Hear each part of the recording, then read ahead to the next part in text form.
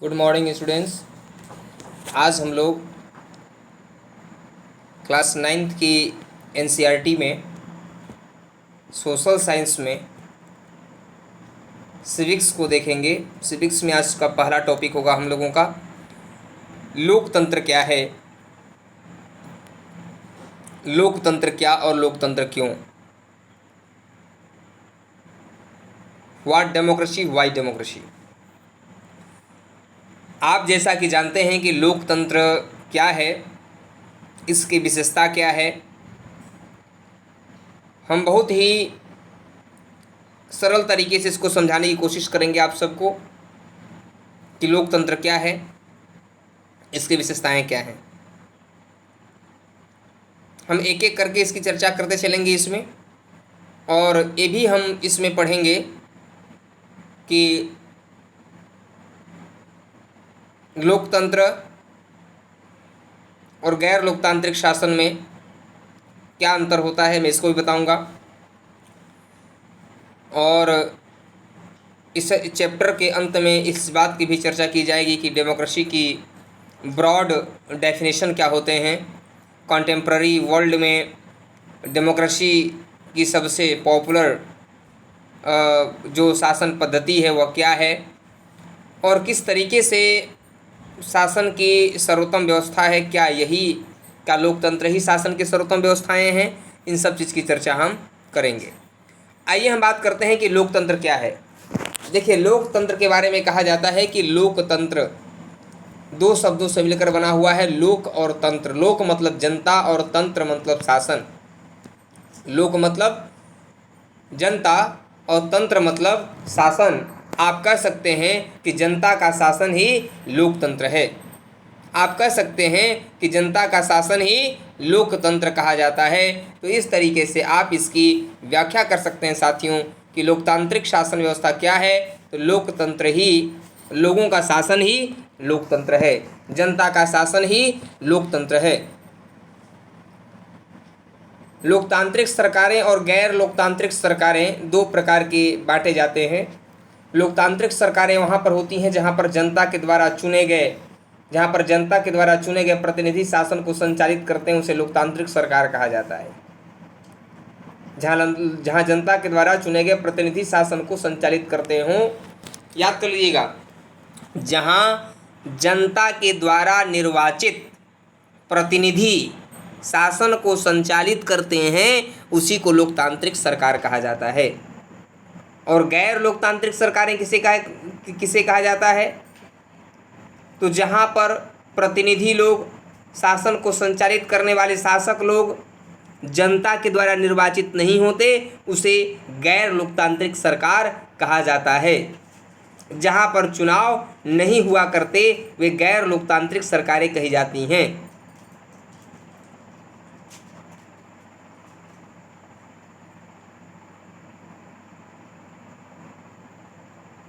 इस चैप्टर में सबसे पहले लोकतंत्र की परिभाषा करने के इस तरीके को पसंद नहीं करती मेधावी छात्रा मेरी की आपत्ति पर गौर किया जाए।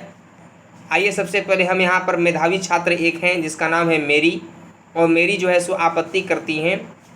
उन्होंने कहा है कि लोकतंत्र की परिभाषा करने से इस तरीके को पसंद नहीं करती हैं वे, और कुछ बुनियादी सवाल पूछना चाहती हैं अपने अध्यापिका से।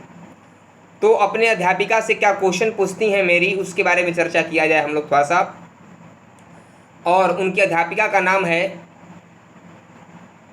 मेटिल्डा लिंगदो। मेटिल्डा लिंगदो उनकी अध्यापिका का नाम है, और मेधावी छात्रा का नाम है मेरी। जो चर्चा हुआ है दोनों के बीच में लोकतंत्र से संबंधित, हम उसी की चर्चा करते हैं। मेरी कहती है कि मैडम, मुझे यह तरीका ठीक नहीं लगता। पहले लोकतांत्रिक व्यवस्था के बारे में चर्चा किया और अब आकर हम लोकतंत्र का मतलब जानने की कोशिश कर रहे हैं। पहले लोकतांत्रिक व्यवस्था के बारे में चर्चा किया और अब आकर हम लोकतंत्र का मतलब जानने की कोशिश कर रहे हैं। मेरे कहने का मतलब है कि इस काम को ही हमें पहले करना था और पहले अध्याय वाली पढ़ाई अब। क्या ऐसा ठीक नहीं होता? तो उनकी मैडम कहती हैं, मैडम लिंगदो का कहना है कि तुम्हारी बातों में दम है, पर क्या हम अपने सामान्य जीवन में भी ऐसा ही नहीं करते? क्या हम कलम, बरसात या प्रेम जैसे शब्दों का उपयोग करने के पहले इनकी परिभाषा स्पष्ट करना जरूरी मानते हैं? कितनी बड़ी बात है। मैडम ने बोला कि क्या हम कलम, बरसात या प्रेम जैसे शब्दों का प्रयोग करने से पहले इनकी परिभाषा स्पष्ट करना जरूरी मानते हैं? जरा सोचो, क्या हमारे पास इन शब्दों की बहुत स्पष्ट और सर्वमान्य परिभाषा है? शब्दों का उपयोग करके ही हम उनका अर्थ जानते हैं। मेरी बोलती है, फिर परिभाषा की ज़रूरत ही क्यों है? फिर परिभाषा की ज़रूरत ही क्यों है? लिंग 2 कहती हैं, हमें परिभाषा की ज़रूरत तभी पड़ती है जब हमें किसी शब्द का उपयोग करने में परेशानी होती है। लिंग 2 कहती हैं कि हमें परिभाषा की ज़रूरत तभी पड़ती है जब हमें किसी शब्द का उपयोग करने में परेशानी होती है। हमें बारिश की परिभाषा ज़रूरत तभी होती है जब हमें बूंदाबांदी और बादल फटने जैसी स्थिति और सामान्य बरसात में फ़र्क करना हो, तब परिभाषा की आवश्यकता पड़ती है, ज़रूरत पड़ती है। लोकतंत्र पर भी यही लागू होती है। हमें इसके लिए भी स्पष्ट परिभाषा की ज़रूरत है, क्योंकि लोग इस शब्द का प्रयोग अलग अलग अर्थों के लिए करते हैं। बहुत अलग अलग तरह की सरकारें भी खुद को लोकतांत्रिक ही कहती हैं, इसीलिए लोकतंत्र की परिभाषा जरूरी है। रिव्यांग, लेकिन हमें परिभाषा बनाने की ज़रूरत ही क्या है?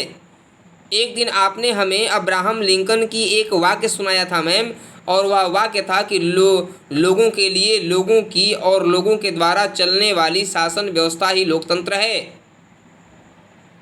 मतलब by the people, for the people, of the people, that is called democratic government.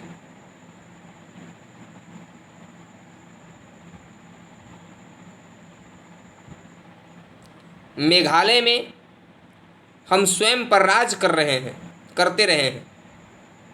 Meghalaya में हम स्वयं पर राज करते रहे हैं, इसे सभी लोग मानते भी हैं। हमें इसमें बदलाव करने की क्या ज़रूरत है?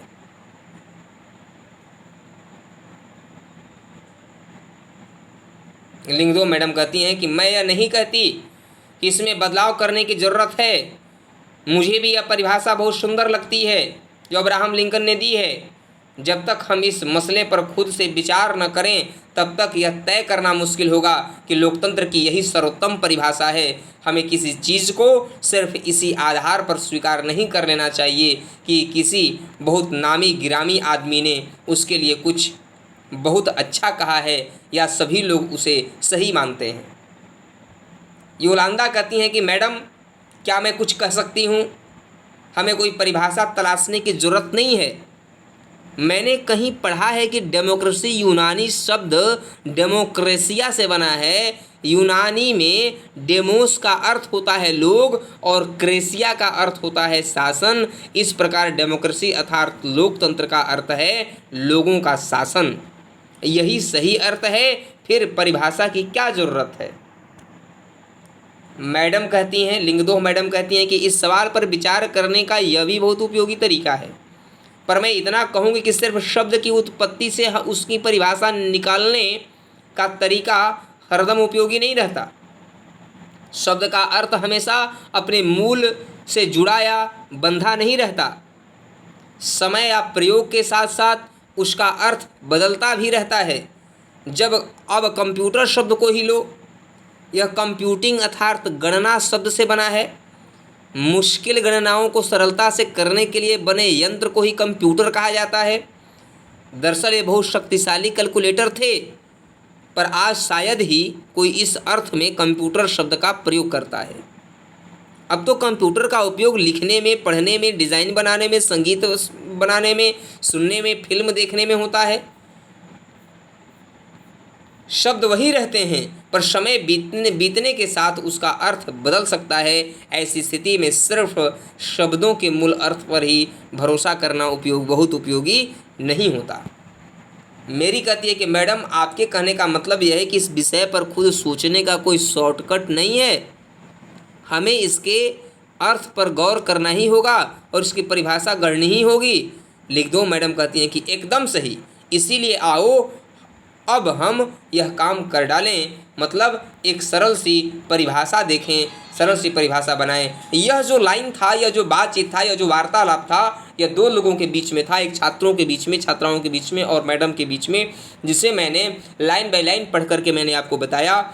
अब हम परिभाषा की ओर चलते हैं कि जो परिभाषा दिया गया लोकतंत्र का, आपने जो लोकतंत्र है, जो डेमोक्रेसी है, इस शब्द का आपने जो समझने का प्रयास किया कि इसका परिभाषा क्या है, इसकी उत्पत्ति क्या है। तो डेमोक्रेसी की उत्पत्ति कैसे हुई है?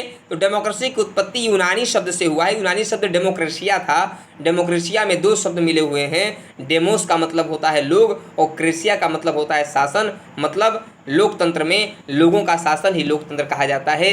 ये तो उत्पत्ति के आधार पर इसका हुआ। लेकिन अब परिभाषा की हम चर्चा करने वाले हैं कि परिभाषा लोकतंत्र में क्या होता है। तो सभी लोकतांत्रिक व्यवस्थाओं की पहचान के लिए एक बहुत ही सरल पैमाना था कि लोगों के पास अपनी सरकार चुनने का अधिकार होना चाहिए। जिस देश में जनता अपने प्रतिनिधियों को चुन करके चुनती है, चुनने का अधिकार होता है अपने प्रतिनिधियों को, और वे प्रतिनिधि ही देश के शासन को संचालित करते हैं, उसी को लोकतांत्रिक शासन व्यवस्था कहा जाता है, उसी को लोकतंत्र कहा जाता है। लोकतंत्र शासन का एक ऐसा रूप है जिसमें शासकों का चुनाव लोग करते हैं। कौन करते हैं? जिसमें शासकों का चुनाव लोग किया करते हैं, है ना। यह बहुत उपयोगी शुरुआत है।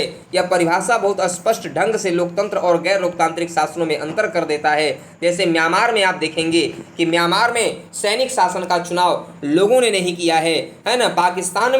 पाकिस्तान में जब मिलिट्री शासन लगा था, तो जब मिलिट्री शासन हुआ, जब तख्ता पलट हुई थी, तो तख्ता पलट जब हुआ था तो वहाँ पर लोकतांत्रिक सरकार नहीं थी। जब चीन में आज आप देखेंगे, चीन में लोकतांत्रिक सरकार नहीं है, क्योंकि एक पार्टी की सरकार है चीन में, और वही पार्टी हमेशा चुनाव लड़ती है, और जो प्रतिनिधि को खड़ा कर देती है वह प्रतिनिधि चुनाव लड़कर जीत जाता है। मतलब दूसरे प्रतिनिधि, दूसरे पार्टियों का गठन करने का अधिकार नहीं, दूसरे पार्टी के लोगों को चुनाव लड़ने का अधिकार नहीं, है ना। तो ऐसे देश के प्रतिनिधियों को, ऐसे देश के चुनाव को लोकतांत्रिक कैसे कहा जा सकता है? तो इसीलिए आप देख सकते हैं कि जबकि भारत में आप देख सकते हैं कि अनेक राजनीतिक दल चुनाव लड़ते हैं, अनेक प्रतिनिधि खड़े होते हैं, उनमें से जो प्रतिनिधि अच्छे लगते हैं उसमें जनता मतदान करती है, और जिनको ज़्यादा वोट मिलता है, आधा से अधिक वोट मिलता है, वो विजयी घोषित होते हैं और वे प्रतिनिधि बन जाते हैं, और वे पुनः जनता पर शासन करने की प्रक्रिया प्रारंभ करते हैं। जनता के लिए कानून बनाते हैं, जनता के लिए कानून बनाते हैं, अच्छी अच्छी नीतियां लेकर के आते हैं। तो जैसे म्यांमार में था कि म्यांमार में आपने देखा कि पिनोशे जो थे, चीले जैसे तानाशाहों का चुनाव लोग नहीं करते। यही बात राजशाहियों पर भी लागू होती है। सऊदी अरब का जो शासक है उसका कोई चुनाव नहीं किए हैं, बल्कि राज परिवार में जन्म लेने के कारण उन्होंने यह हक पाया है। तो कहीं कहीं जन्मजात लोग भी ऐसे हैं जो शासन करते हैं। लेकिन यह सरल परिभाषा पूर्ण या पर्याप्त नहीं है। इससे हमें यह समझ में आता है कि लोकतंत्र का मतलब लोगों का शासन है, पर इसकी परिभाषा का प्रयोग यदि हमने बिना सोचे समझे किया तो फिर उन सभी सरकारों को लोकतांत्रिक कहना पड़ेगा जो चुनाव करवाती हैं। तो ऐसा जरूरी नहीं कि जहाँ पर चुनाव होता है वह चुनाव लोकतांत्रिक ही हो, वह चुनाव फ्री एंड फेयर ही हो। तो हम उसे कहते हैं लोकतांत्रिक शासन व्यवस्था की परिभाषा यदि दिया जाए विशिष्ट शब्दों में, तो हम कह सकते हैं कि लोकतंत्र क्या है। तो लोकतांत्रिक शासन व्यवस्था की परिभाषा यह है कि लोकतंत्र शासन का एक ऐसा रूप है जिसमें जनता शासकों का चुनाव करती है। और इसके परिभाषा में क्या है, तो चुनाव कैसे होते हैं? चुनाव स्वतंत्र और निष्पक्ष चुनाव होने चाहिए, है ना। ऐसा चुनाव जो स्वतंत्र और निष्पक्ष चुनाव हो, जनता को अपने प्रतिनिधियों को चुनने का अधिकार स्वतंत्र रूप से है ना, बिना दबाव का हो, है ना। पैसे की वोट लेने के लिए पैसे की लोग प्रतिनिधि पैसे बांटे नहीं, पैसा दे करके वोट न खरीदा जाए। तो इस प्रकार से जो चुनाव होते हैं तो उसी को हम लोग लोकतांत्रिक शासन व्यवस्था में ऐड करते हैं साथियों। तो आज के लिए बच्चों हम यहीं पे देखते हैं, इसके बाद फिर हम जो है अगले वीडियो में इसी चैप्टर की अगली क्लास जब लेंगे तो अगली क्लास में हम लोग पढ़ेंगे इसी में कि प्रमुख लोकतंत्र की विशेषताएं क्या होती हैं। परिभाषा तो मैंने आपको बता दिया, लेकिन लोकतंत्र की विशेषताओं पर हम चर्चा करेंगे अगले कड़ी में।